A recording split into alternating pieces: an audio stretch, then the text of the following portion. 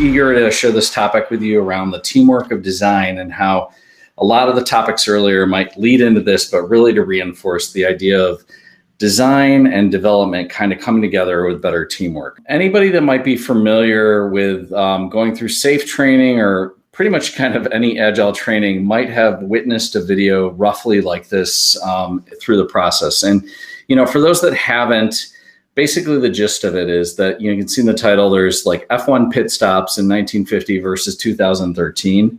And it's roughly a 2-minute long video where it starts out with a minute of a team, old-timey F1 race car pulls into the pit, and you watch these guys clank on the wheels and slowly turn this thing around. And finally, just when you think the car is going to get off and going, the guy has to wash the windows. And you're like, oh my gosh, this took forever. It's just tedious and painful.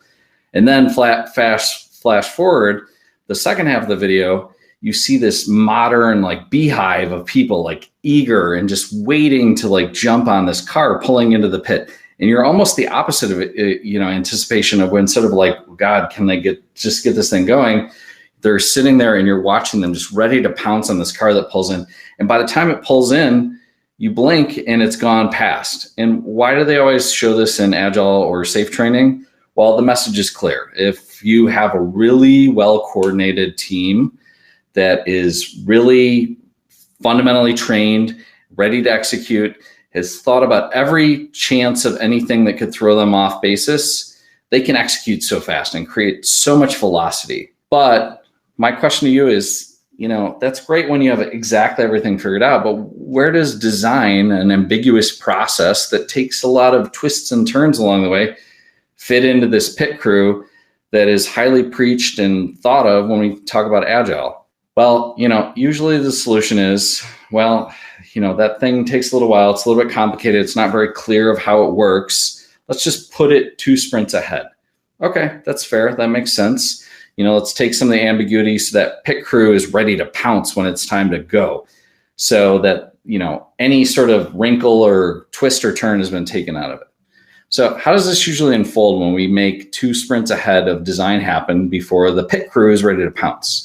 Usually it starts out with a little bit of chicken or egg type of situation that happens where oftentimes, there's a product owner that might have a vision of what that is. Maybe that's a business person or somebody on our team, or oftentimes it's somebody has an idea of what the business wants, but doesn't necessarily have a vision of what that could look like.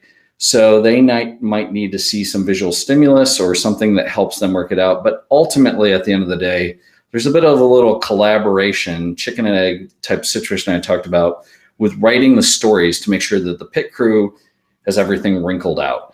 And so depending on the team makeup, it might involve a little bit of UX or visual design that kind of guides this, or a product owner that says, I want this and this and this.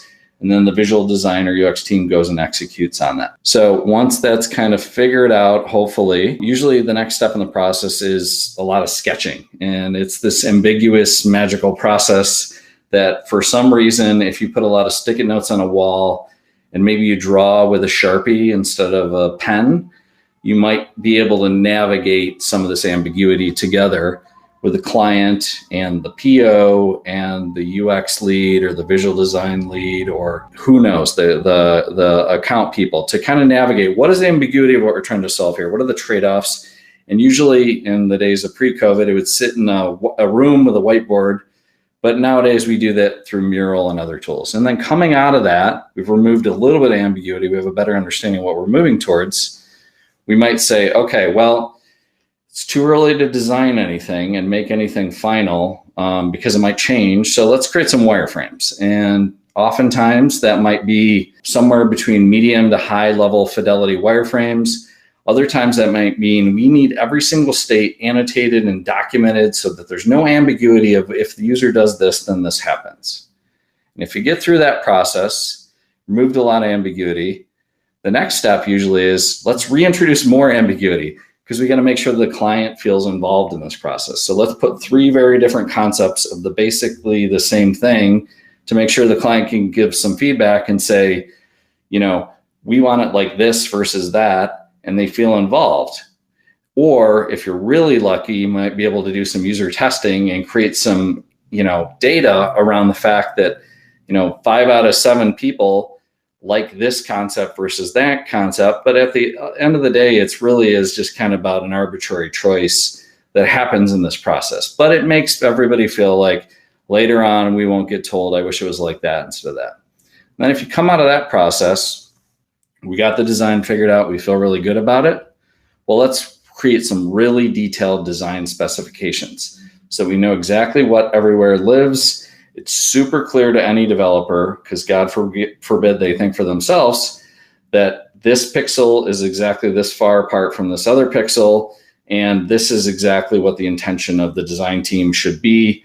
I proclaim it on high. And then if you even do that, since we deal with a lot of stuff with responsive design, we might have to have a lot of different iterations of every single example. So we figured out exactly what it needs to look like. And from a pixel perspective for desktop or mobile, we need to see everything in between, because, when we start doing that responsive thing of stretching the browser, things might look a little bit weird and a defect might get filed, and that doesn't fit really well with the pit crew. So how do we create as many examples as possible so that the pit crew knows exactly what it's supposed to look like? So awesome. Finally, we got all this stuff. The pit crew is ready to execute.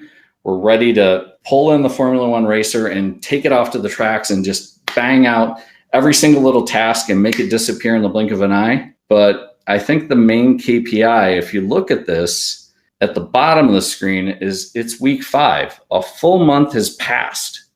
So since we're talking about Agile and performing really well, I ask you, which pit crew did that process really feel like? Is it the old-timey one, or is it a really modern one? Or is it a little bit of both?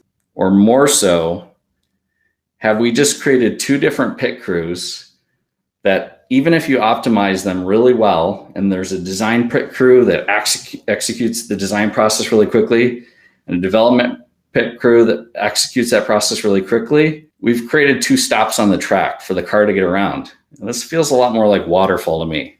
So if we take a step back and think about these things, about how do we make sure the pit crew can just focus on executing, and we take all that ambiguity about design out of it, how does this line up with the principles that have been established, basically 19 years ago? We're almost talking about 2 decades in the manifesto for Agile software development. If you go through these main points, individuals and interactions over processes and tools. Well, I think this feels a little bit more on the right, where we create a lot of processes and tools to make sure that individuals didn't have to interact with each other. Second point, working software over comprehensive documentation. I don't know about you, but I feel like we created a lot of documentation just to make sure that the working software met the specifications and we didn't have any defects in Speedy or anything else. Doesn't quite feel right. Customer collaboration over contract negotiation. Well, I guess at least in that one, we gave 3 choices to the client, so they felt involved. But I don't know, it didn't feel really that as collaborative as it could be. And then finally, and mostly, responding to change over following a plan. I really feel like when we think about this type of 2 sprints ahead methodology, it doesn't allow for responding to a lot of change. It just kind of moves a lot of the risk up ahead, and those people have to deal with responding to change. But we've got our plan. We know exactly what we need to execute. So my question to everybody here today is, how can we close the gap between backstage to live if we're so focused on just making sure that we've removed all risk and ambiguity and everybody knows exactly what they need to do? So the second that the car pulls in, we're ready to roll. And I think maybe the best place to start is thinking about, what is design? I really like this quote from Steve Jobs, because it acknowledges that design isn't just about the veneer that sits on the outside. It's not a craft. It's not a specific set of skills. It's something that's deeply embedded in the outcome of the product at the end of the day. So design is about how it comes out. It's about the outcome. And that's not just something up to one person that has one set of skills. It's something that's deeply ingrained in whatever our solution is. And that requires a team. And if you think about why people like Apple products so much, typically they can't point their finger, it's because I like the button does this or that, or it's better than Android for these 3 reasons. It's something you can't quite put your finger on. It's kind of baked in. And the only way you can bake in something like that is through teamwork and collaboration, where we all work together like a different kind of pit crew to think about how do we create a different sort of solution. So ultimately, is there another way other than the 2 sprint ahead methodology? And with that said, I'm going to walk you through a case study, and you see these beautiful people on the hill and it seems all exciting. It's not as straightforward as that. I promise you, this is not a case study where we've solved every problem, but we've at least tried to, because we're backed into a corner, come up with a different way of thinking about some of this. But before I go into the weeds of the case study and show all these interesting little nuanced solutions, and some of the people on the call might have even been part of these teams that felt the pain of this, we should acknowledge that it was a challenging problem that put us in the position where we had to come up with a different way of working. And these 3 points are the main thing of the situation we're coming into. We had an offering that wasn't even finalized. It was true DBT. They were trying to create a new offering that didn't exist in the world. It's an exciting thing, but through the other consultancies they're working with, not every detail had been hammered out yet. What it costs and what you get for what it costs wasn't yet determined. They were still working through that process. So we had to really think about how could we be flexible about understanding the macro solution they're trying to provide and design it in a way that anticipated a little bit of ambiguity so that later on we could catch up. Secondly, we had no existing experience at all. This was a brand new solution. It was an innovation. It didn't exist in the world. So unlike a lot of the products we take on at Publicis Sapient, there wasn't something that we could do a before and after with. There was no before. We were introducing something that new. And also, it was something that wasn't just about what was consumer facing. There was nothing new or existing for how the organization would support this brand new offering. So we had to think about both the front stage and the backstage. And then to really complicate things, we had no brand. So we didn't even know what the colors were going to be or what the logos were going to be from the get-go. So we really had our work cut out for us, and we had to think about how do we create a design system in a new way that we're not building a design system in reaction to what exists and what are the things that are there, but what are basically some ideas of placeholders like colors and things like that, or font styles and things like that, that really deeply were embedded in the process from the get-go, from a design token perspective, where we knew 3 months from now, we're probably going to have to flip the colors and we needed to ripple through everything like that. And ultimately it had to do that. And then guess what? It happened even another time. So enough setup. The good news was we had a really great team that was full of really talented, ambitious people, really great pod structure set up in a way, really responsive client. We were already embracing, asynchronous ways of working where everybody didn't have to be in the same room to do anything. We were working around the clock in the globe. We had some really 2 great pods that were based out of Delhi, and then another great pod based out of Chicago, and then a lot of client-facing opportunity to avoid some of that waterfall stuff. But ultimately, we had a backlog that we had to fill for those pods to get going, and everybody was assembled at once. So we didn't have the luxury of a full month to start giving stuff to the development team. They're already chomping at the bit. We need some design so that we can build some stuff right away.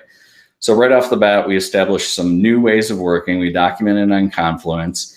And really the goal was to fill a mixed backlog that was a combination of what is the specific screens I need to build now, but also what's a design system kit of parts that are placeholders that we can build design tokens around, that establish some things that are highly leverageable and repeatable later on, so that even though we feel like we're way behind, we can make some momentum return by having a bunch of stuff that's reassemble 80-20 rule, where you can take these things and they're already ready to go and you're going to reuse them a lot. Basically a weighted shortest job first mentality of what is the thing that will deliver the most value? Let's focus on those things first. If you look at the customer journey, we start in the middle, not from left and moving right. And we established a cadence to make sure that, the design team had the ability and effort to collaborate together and collaborate with the client, but then also support those 3 separate pods. And, it took a lot of figuring out the ceremony situation to make sure that there was a representative that could support each of those individual pods, but the design team could collaborate to make sure that we had consistency and cohesiveness all around.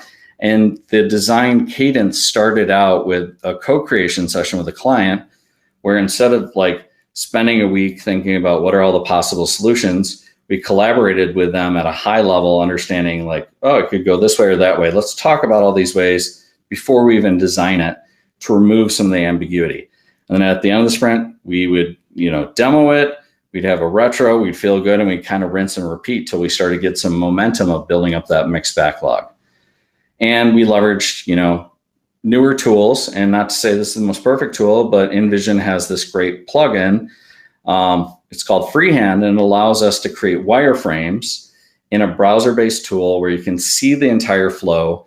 And if you could zoom in, you can imagine we mapped everything in the flow to a story or an epic, and we would evolve it. It would start out as a wireframe. So something, one of these screens might be very wireframey, but then 2 days later, we'd replace it with actually finished design, screen by screen. And it was a collaborative space where people could come in, write comments. It was all mapped to how we understood the epics in Jira. And it was always what the latest information was, rather than trying to create a documented history of the evolution of the product as a whole. And to support this, really started thinking about, from a design system library, what are the things we need? How do we design them in a really organized way in Sketch, so that basically novices like myself could come in that aren't pure designers, but could drag and drop stuff in and start designing wireframes that were higher fidelity. And the fidelity got higher through each sprint as we went, so that, later on, it was really just about iterating the last bit changes rather than reinventing the wheel every time a sprint came up and using the same parts. And Anthony and some other folks have talked about, Tom and everyone have talked about design systems in general. Obviously, we leaned into DSM. We thought about how the tool integrated in with all these other things to create a record and one source of truth, so that multiple designers could be working on the same type of thing, pulling stuff down from Sketch. But all that stuff was also, the documentation around that stuff of what they're working on was available to the development team. And then we made sure that there was a prototype available for each story that could be fully inspectable, so that the development team working in a different time zone, or maybe the same time zone, could actually identify all the attributes that they needed to, or even download the visual aspects that they needed as we worked in the tool. So we didn't have to think about what's the detailed design documentation that supported the thing. It was just baked into the process. And, leveraging a plugin, we had InVision also basically link you right to that same resource we're talking about. Also provided links to those freehand flows, so you could understand all the things and how they map together. So you weren't just thinking about the micro view, thinking about the macro view of the flow. Then if we needed to, add some attachments here or there if we needed to. And really the biggest thing about teamwork and collaboration was thinking about how all these map towards stories and handoffs between the development team and the visual design team, to make sure that we're tracking the effort. And if something related to an epic or a story, there was the bits and pieces of work that were around building it, but also the pieces that were needed from the development team to say, hey, we need this design, or we need this prototype, or so on and so forth, to understand it. And a lot of collaboration and communication happened in the tool. And that's a very different philosophy than what happens a lot of times when it purely is a set of stories for design team and a different set of stories for development team. So ultimately, at the end of the day, it wasn't about the tool chain. It's just a recipe. You can interchange InVision and Sketch with other tools like Figma or Adobe XD. That's not the point. It's about coming with a great recipe that allows us to all to cook together and ideate as a team, basically share ideas back and forth and communicate, collaborate. So I need to understand this, you need to understand that. Let's get really specific. Let's have tools that have references to all those very specific things, and also create one source of truth through things like Confluence and this DSM tool that allow everybody to know this is the master idea, and collaborate and document just what's needed, not overkill with documentation and everything before the development team gets kicked in. So as I said, it was a great experiment, a new way of trying things, but I think there's a lot more that we could push this. And I really like this example that I found on Twitter, where it really points out some of the misunderstanding of that we all come into anytime there's a plan. You assume that everybody's laid out this great program. We establish a roadmap with a client. We have a clear vision of where we're moving to, but that's not really honest. There's a lot of different directions that things bend and flex, even if you have the best laid ideas out in front of you. So how do we think about what's a more strategic roadmap that allows us to pivot and change as we move along the way and expects ambiguity instead of resists it or moves it into a different team?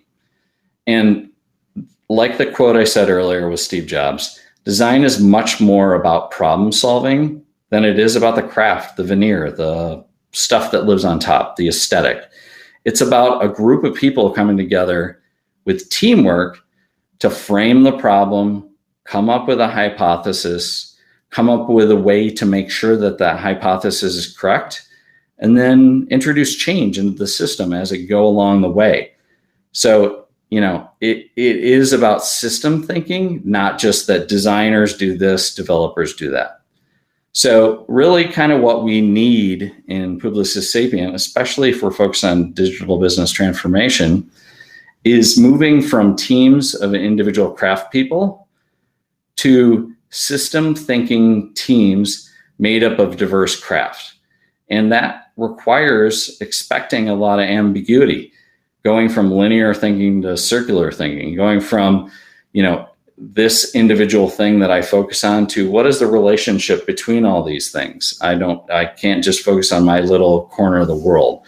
How do we move from parts to wholes? All these types of things are fundamental when you think about design systems, and a lot of the other topics that were brought up in the rest of the last 48 hours. And the best way to solve that is with cross-discipline people who can collaborate and have great teamwork together. And that means business, product, designers, scrum masters, engineers, architects, all those types of things collaborating together, rather than saying, let's take the design people, they do their thing, the development people do their thing, the product people do their thing. How do we kind of create that blender mash that creates so much more energy and excitement for the future? So if you look back at the original hypothesis that I posed to everybody earlier, is there a better way to kind of think about execution? Is it even execution and just making sure we hit our KPIs that we should be focused on? Or should we question, was that team just really good at making a car go in circles? That doesn't seem very exciting. And that doesn't seem like what our clients need, especially when we talk about digital transformation. They don't need just acceleration. They need to go to new spaces and new worlds that they've never been to before to really transform.